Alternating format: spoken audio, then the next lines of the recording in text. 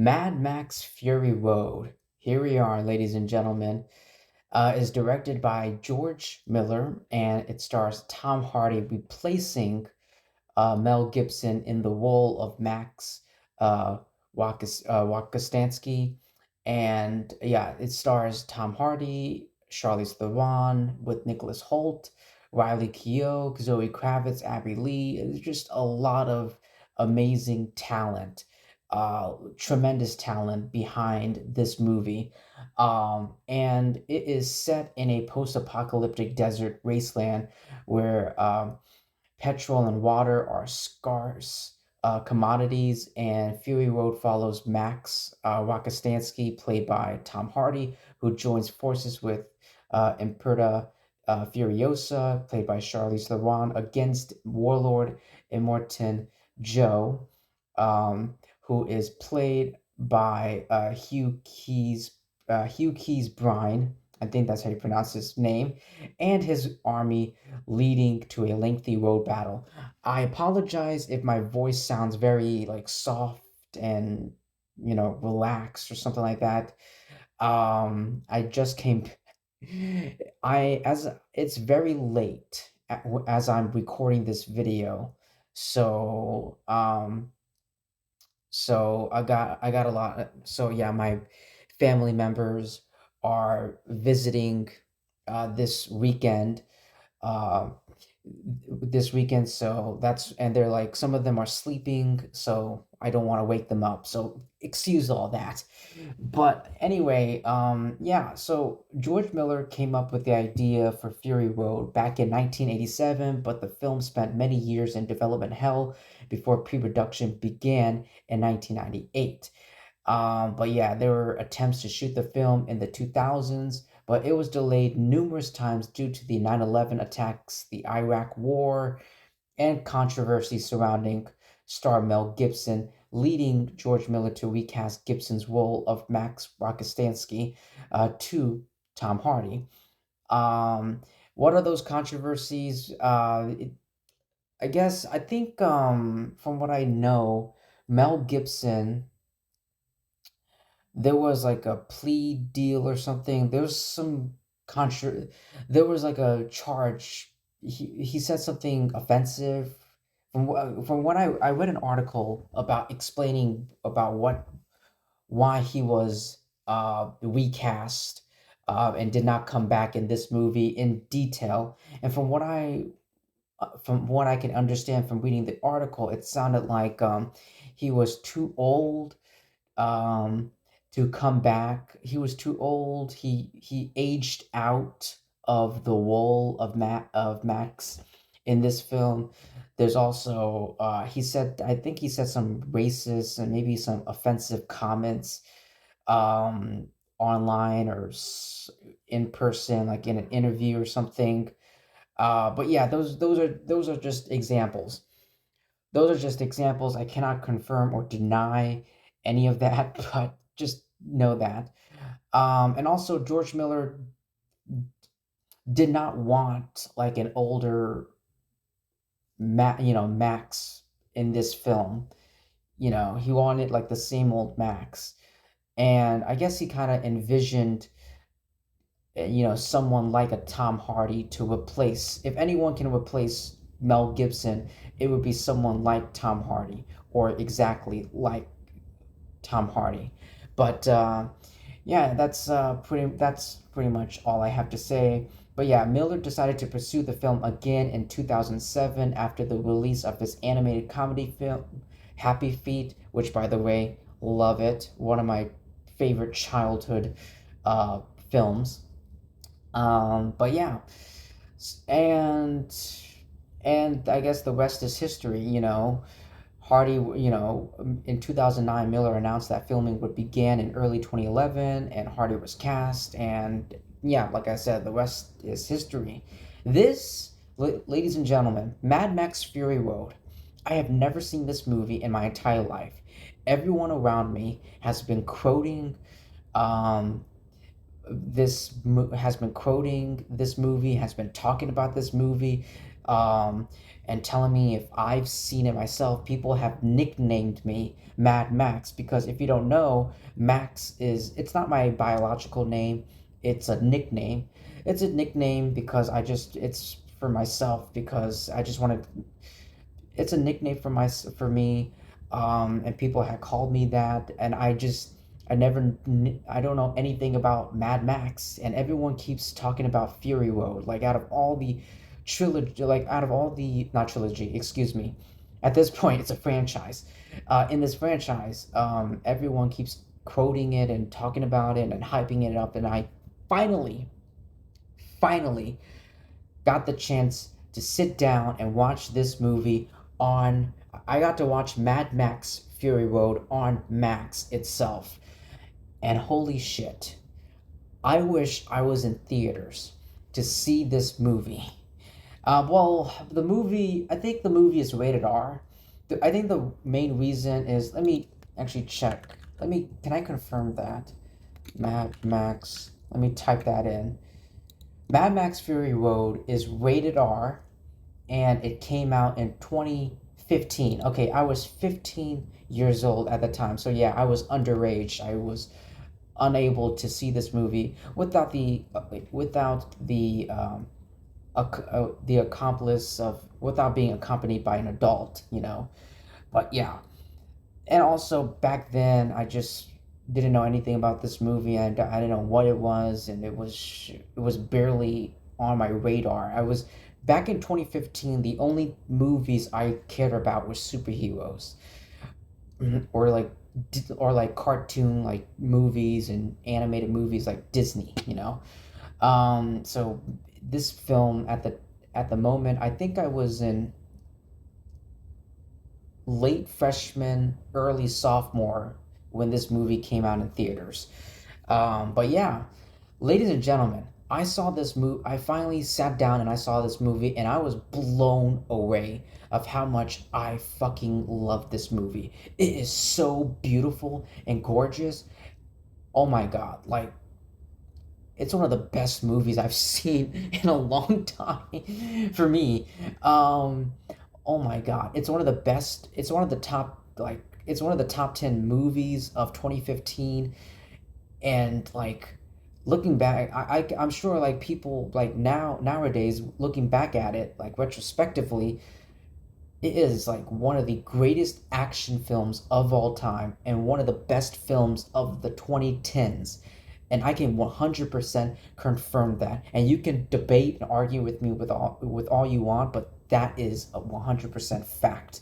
And let's dive into detail as to why this movie is furious and Mad Max. Okay, just like The Breakfast Club, the film proves that you can make an extremely great film with only a simple plot. And this movie also proves that you can also make a great fourth installment and triumph in a triumphant franchise revival after three really good films. Out of all the like Mad Max, Mad Max 2, Mad Max, Beyond Thunderdome, I would say Mad Max 2 is my favorite one out of the trilogy, but this is like surpassed.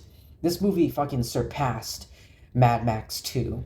Um, but yeah, and this movie proves that you don't need to watch the other Mad Max films before this film, and it really doesn't.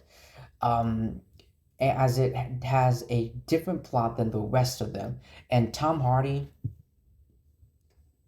and Charlize Theron give off really good performances as the two leads, and they have very good chemistry throughout the entirety of the film.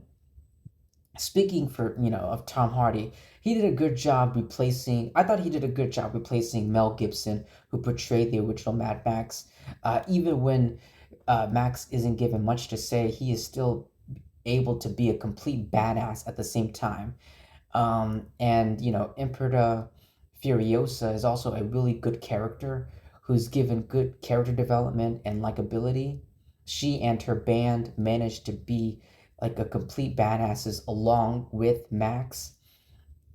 Immortan Joe is an amazing villain compared to most of the villains of the first three Mad Max films. He has been considered, people have considered him, one of the best action movie villains of the 2010s. And I can definitely see why. And I completely agree with that.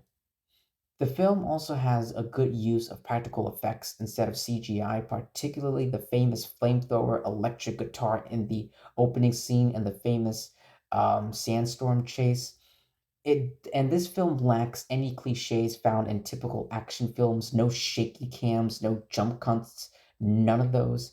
And even though it's like hours, like 2 hours long, like over 2 hours long, it's very fast paced and allows a good, decent to like insanity. Like it feels very fast paced, and I was entertained throughout. Like this movie is like 2 hours and like what, like 25 minutes? Holy shit, it went by so fast. Um, but yeah, this movie is full of intense action and story that doesn't leave the audience at rest and only gets them to want more. The action stunts only make the movie more insane to watch. I can't stop watching them. Like it's so amazing. Um, Brilliant. This film also has, oh my God, Jesus Christ, brilliant cinematography, flawless editing, and jaw dropping techniques that make this movie even better. Oh my God. Like when the characters, when when Tom Hardy, Charlize Theron, Nicholas Hoult, and the others, when they drove into that like thunder sand desert storm, and there's like tornadoes and dusts and lightning around, it looked, I was like, this looks mesmerizing.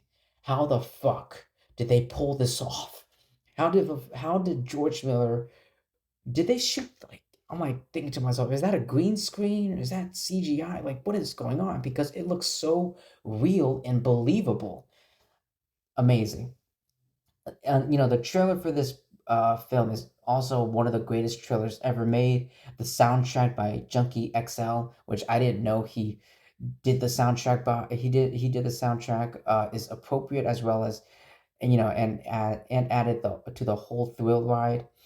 Um, it gives ideas about a film adaptation for of video games like Borderlands would look like, which, this year there was a Borderland film adaptation, and it was completely utter shit. Yeah. Unlike most R-rated films, this one has very little use of profanity, and I appreciate that. There is little like swearing and, a tiny bit of profanity here, like shit. But even though the movie is rated R, they didn't like, oh, let's just throw in a bunch of cuss words and swear like a sailor for no reason other than it being approved for being rated R. You know what I mean? The vehicle designs and the costume designs both are really great and really fits the aesthetic, the theme, the tone of this film.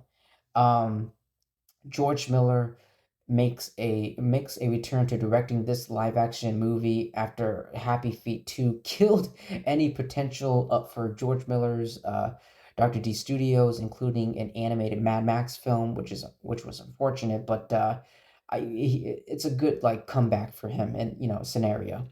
And there's definitely some genuine feminist themes that are not like woke or like any of that, propaganda agenda bullshit, you know, that's not, spoon fed nor preachy to the audience. In fact, the first movie had them too, but this movie expanded upon them. This is the movie that many late 2010s feminist action movies like the 2016 really bad Ghostbusters movie with Melissa McCarthy and Christian Rigg and Kate McKinnon and Leslie Jones tried to imitate but failed miserably. And boy, did they fail, because they didn't learn why it worked here. Let me dive into that. Max and the women get their fair share of badass moments to shine. Another thing to know, The movie doesn't flanderize Max to make room to Furiosa, and Nux gets to redeem her. Nux gets to redeem himself. So the movie doesn't portray all men as bad people like many of the aforementioned movies. Like it's so like, oh my god, it's not woke.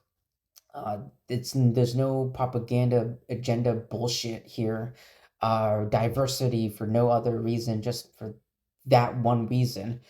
Um, but yeah, pretty much this movie takes all the good qualities of the first three movies and cranks them up to like an 11.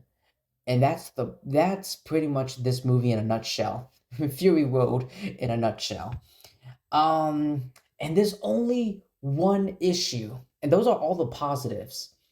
There's only one problem. I mean, for you, you guys might have, a complaints or nitpicks, criticisms here and there, but for me, I only had one issue with this film, and that much like the original film, like the original like first three films, there's not much focus on Max. Like the movie is called Mad Max, but it's focusing more on like the action sequences, Furiosa, Nicholas Holt, giving them time to shine because we've already spent. But I understand because we already spent three movies with Max. Max, even though he was portrayed by Mel Gibson in those three movies, but still, yeah, just that one little complaint for me. But yeah, ladies and gentlemen, I am so happy and proud to finally watch Mad Max Fury Road. Now I understand why people are talking about it, why you guys are talking about how amazing this movie is. I can understand why, because holy shit, like after this movie was over, I felt like on I felt like I went on the world's fastest like car ride, like a very fast speed chase. And at the end of it, like when you hit the brake pedals and you put the vehicle in the park and you stop the vehicle, I got like a whiplash. I felt like I had a whiplash, like so much adrenaline was surging through my veins. And all of that is in the most greatest and best way possible. So anyway, thank you so much everyone for taking your time to listening to my review, my thoughts on Mad Max Fury Road. That's it. I'm all caught up with the Mad Max movies. I already watched Furiosa, and I am gonna be and now that I'm all caught up and watched all these Mad Max movies in chronological order, I am going to be rewatching Furiosa again, because not only is it a good movie, but it's just I feel like it'll make the franchise even more better. You know what I mean? But anyway, ladies and gentlemen, that's all I have to say for Mad Max Fury Road. Please like and subscribe. Definitely subscribe because that would help me out a lot. Yeah. I'm thankful for that. I appreciate that. I love you guys, and I'll see you in my next video. Peace.